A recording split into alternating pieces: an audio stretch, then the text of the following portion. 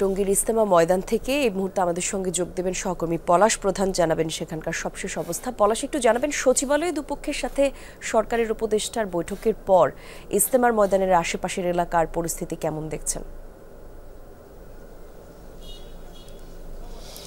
কলি কিছুক্ষণ আগে বাংলা স্বাস্থ্যসেবার যিনি মিডিয়া সমন্বয়কারী রয়েছে সায়েম, তার সাথে আমরা কথা বলছি। তিনি যে বিষয়টি বলছে যে ঊর্ধ্বতর যারা শীর্ষ মুরব্বীরা রয়েছে তাদের সাথে আলোচনা করেই তাদের যে অর্থাৎ সাতপন্থীরা যারা রয়েছে তারা কিন্তু ইজতেমার ময়দান ত্যাগ করছে। দলে দলে বিভিন্ন জেলা থেকে আগত যারা মুসলিম রয়েছে তারা কিন্তু যাচ্ছে। কিছুক্ষণ আগে আমরা বেশ কয়েকজন মুসলিমকে দেখছিলাম, তারা কেঁদে কেঁদে তারা তাদের বিভিন্ন স্থান থেকে আগত যারা সাতপন্থীরা রয়েছে তারা কিন্তু তাদের গন্তব্যস্থানে যাচ্ছে। তারা বলছিল তারাও বৈষম্য শিকার, অর্থাৎ প্রতি বছর নেয় এবছরও কিন্তু তারা জোড়া ইজতেমা করার জন্য টঙ্গীর সেই বিশ্ব ইজতেমা তুরাগ নদীর তীরে কিন্তু আসছিল, অর্থাৎ তারা 5 দিনের জোড়া ইজতেমা করবে। সেক্ষেত্রে কিন্তু এই যে আজকে একটা অনাকাঙ্ক্ষিত ঘটনার কারণে তারা কিন্তু যারা শীর্ষ মুরব্বী রয়েছে তাদের কথা মতো তারা তাদের যার যার স্থানে চলে যাচ্ছে।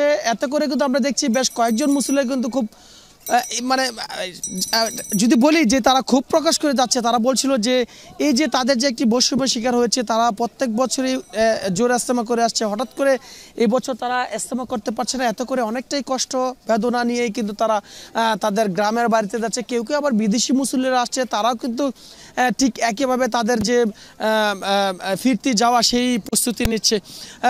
কিছুক্ষণ আগে আমরা পুলিশের ঊর্ধ্বতন কর্মকর্তার সাথে কথা বলছিলাম নিরাপত্তার বিষয় নিয়ে। সেই বিষয়ে বলছিল যে নিরাপত্তার বিষয়ে কিন্তু বলা হয়েছিল যে এই টঙ্গী তুরাগ এবং উত্তরা সহ প্রত্যেকটি মূল ফটকে কিন্তু তারা প্রশাসনিক বলয় রাখা হয়েছে যেন কোনো অপ্রীতিকর ঘটনা না ঘটে, সে বিষয়ে প্রস্তুত রয়েছে প্রশাসন। ধন্যবাদ আপনাকে পলাশ।